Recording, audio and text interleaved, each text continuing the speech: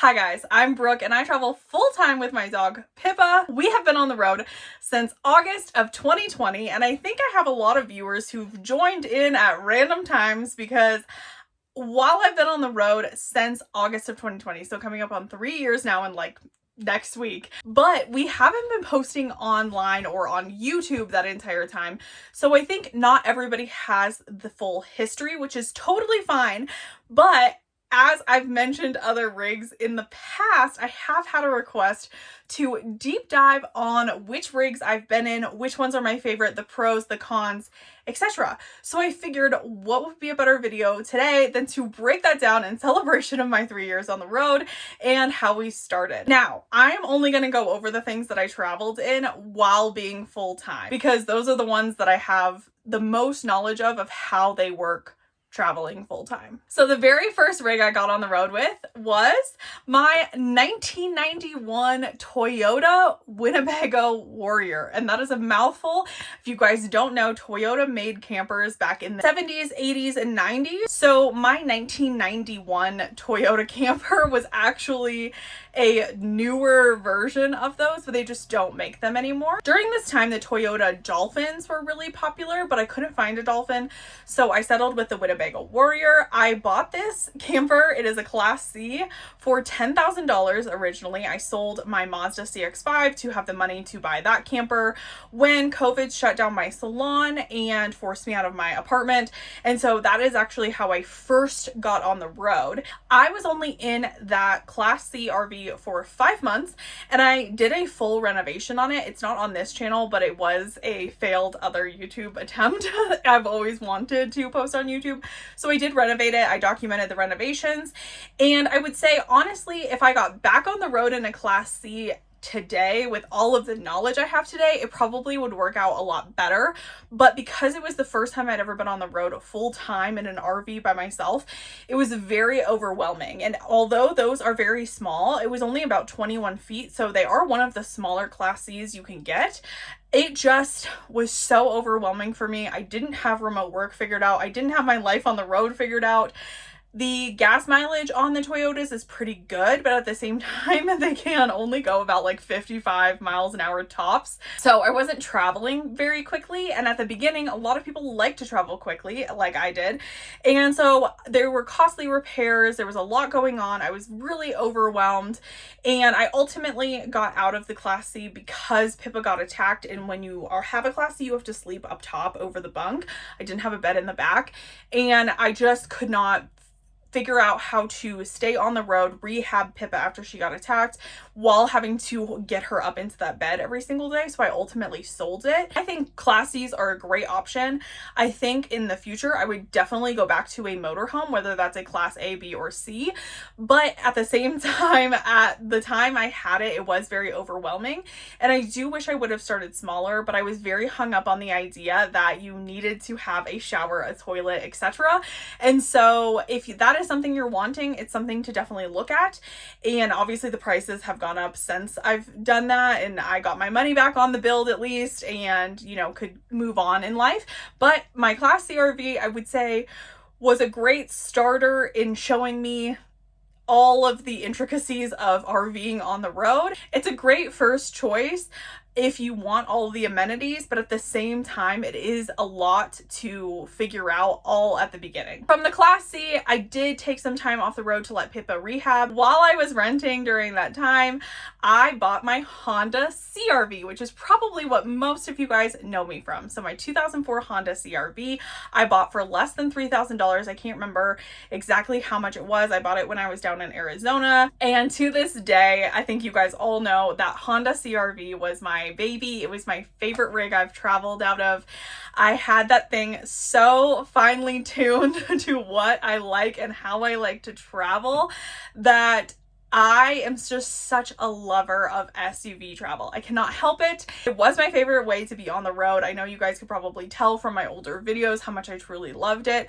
That was like the glory days of my traveling. I had all the energy. I was figuring out YouTube. I was figuring out the internet and making money, and it was just a really good time. And while some of it was really stressful traveling in such an old vehicle that did have a lot of issues, I think I learned so so much about how I like to travel. I got to see so many things, and I just would never trade my time ever out of that CRV. Now, that is why I have such a passion to just go on the road with what you have, because at the beginning of the pandemic, I had a Mazda CX-5 that was relatively new. It was a 2016, and I almost wish I would have just converted that instead of jumping into an RV. And that is just why I advocate to just use what you have so much, because that time in the Honda CRV was just one of my best times.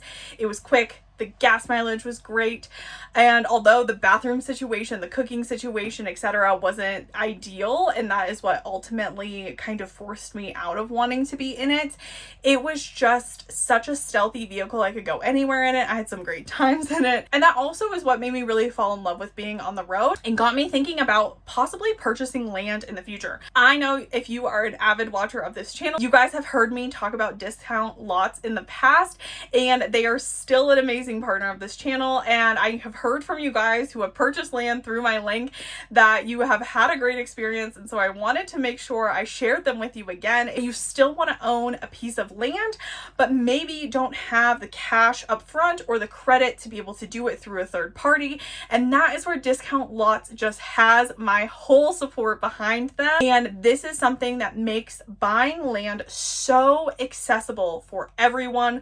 There is no middleman. You are buying it direct from Discount Lots. You don't need to have a credit check. You don't need to go through a bank or a lender. You know the full purchase price up front. There aren't any extraneous fees and things that you may not expect. And at the end of it all, you get to own a piece of land, which is a goal for so many people who maybe want to start homesteads or farms, or just live off the grid, or just have somewhere to park their car or their camper seasonally.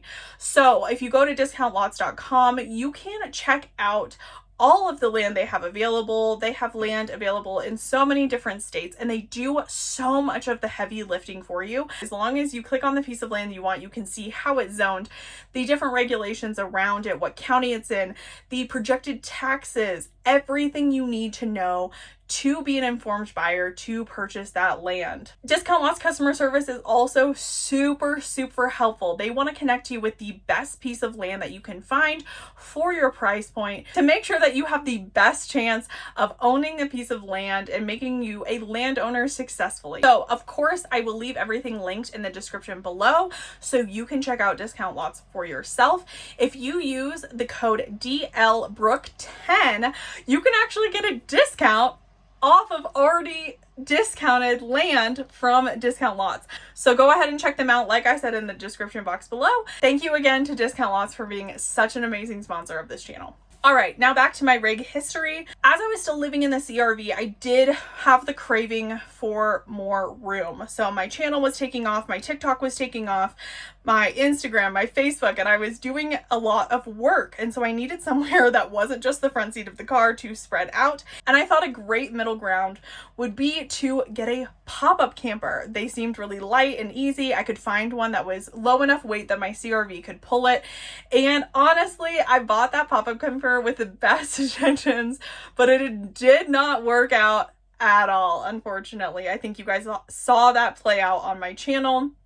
And unfortunately, it just wasn't the right fit. Just like a lot of rigs for people on the road, I feel like I see in comments of a lot of van lifers or other travelers that we change our rigs so often and why can't we just stick to something? But once you're on the road, you do have needs that are changing constantly. And it just was one of the ones that didn't fit. So unfortunately, it was way more work than I anticipated. I bought a 90s Coleman pop-up camper. I believe I paid $1,500 for it. It was pretty cheap and it needed some repairs, and the camper just never quite popped and worked the way that it was supposed to, and it really ruined my experience with pop-ups.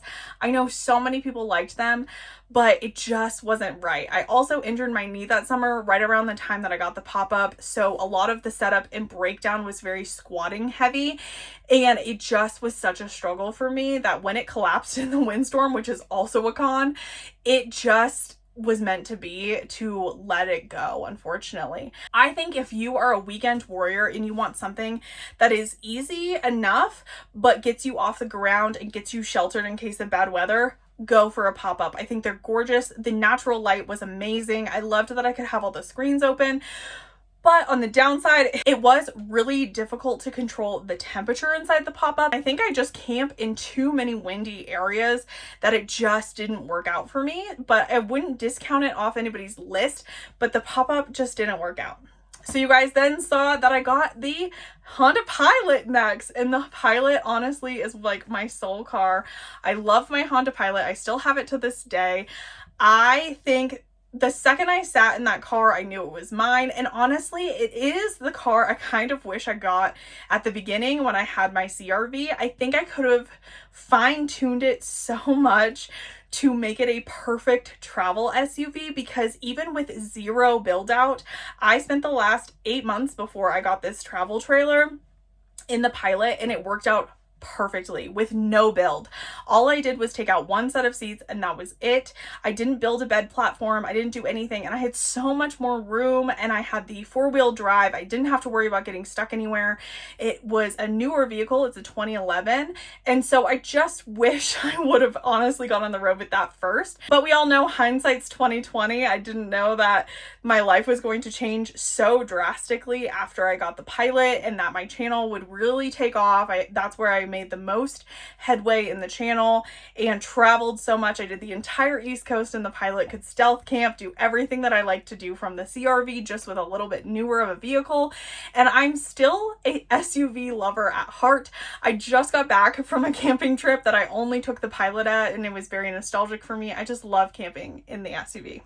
I am going to skip over the red cargo trailer because I mostly use that as an office / kitchen, and I really didn't ever actually sleep in it. Since I was still sleeping in the Pilot, I can't really give a good breakdown of what it's like to camp out of a cargo trailer because I honestly didn't use it that way. I really just used it as a living room basically, and it was great for that purpose, but I can't speak to full timing in a cargo trailer. So now it brings us to present day when I have the travel trailer, and honestly, let me tell ya, I'm not going to deny one bit that this is a bougie trailer, and let me tell you, it was worth every freaking penny I spent on it. And I love having every single amenity at this point. I am at the point in my journey where I really needed to slow down, and I think everybody can tell at this point I made the best choice that I could for myself. While I loved being on the road in the ways that I was, it was so chaotic and it was so much change all the time. And while I love change and I thrive adapting to new situations, I really needed to take a step back and take a deep breath. And so taking this summer to be plugged in, meet some new people. I've met some amazing people being able to work camp and have the air conditioning and have a toilet and have a queen size bed. And I just can't deny that this is like traveling like no other, but at the same time, I'm really not traveling very quickly anymore, and that's okay too. I'm sure once I get the rest my body needs and I get to the point where I am ready to travel quickly again, I will probably trade out of this trailer. I know a lot of you guys really like it and I love it too, but at the same time, I'm not as emotionally attached to this trailer as I am to a lot of the other rigs I had, and I'm sure at some point my needs will change and I will adapt to that then in the future. I'm planning on having this trailer for about a year because it is just so needed for me right now to take this break. And at the end of the day, I priced out apartments versus buying this trailer, and this trailer was about the same, and at least I get to keep it and I get to keep whatever equity in it that I can resell it in the future. But if you are somebody who wants to travel a little bit slower and you want the amenity, it's a 2023 Intex Soul Horizon that's about 19 feet. It is the perfect size to have everything you need. Now, I travel by myself, and even when I am dating and things like that, they all have their own rigs. I cannot imagine trying to live in here full time with another person. And so I will be honest about that fact. This is perfect for a single person and a dog, but I don't know if this would be great for anybody who has a partner and dogs and more stuff. I have no idea how people do it in smaller rigs. I need my space, but at the same time, I think it was the perfect size for me and Pippa. It's lightweight enough that I can pull it with the Pilot without having to get a new car, which is what I wanted. Even though it looks quite large, dry, this camper is only 3,300 300 pounds. And then completely fully loaded, it's still less than 4,000. So I'm well within the towing capacity of the Pilot. And so I didn't need to trade up every single thing that I had. I could just add on the trailer to the Pilot that I already have fallen in love with.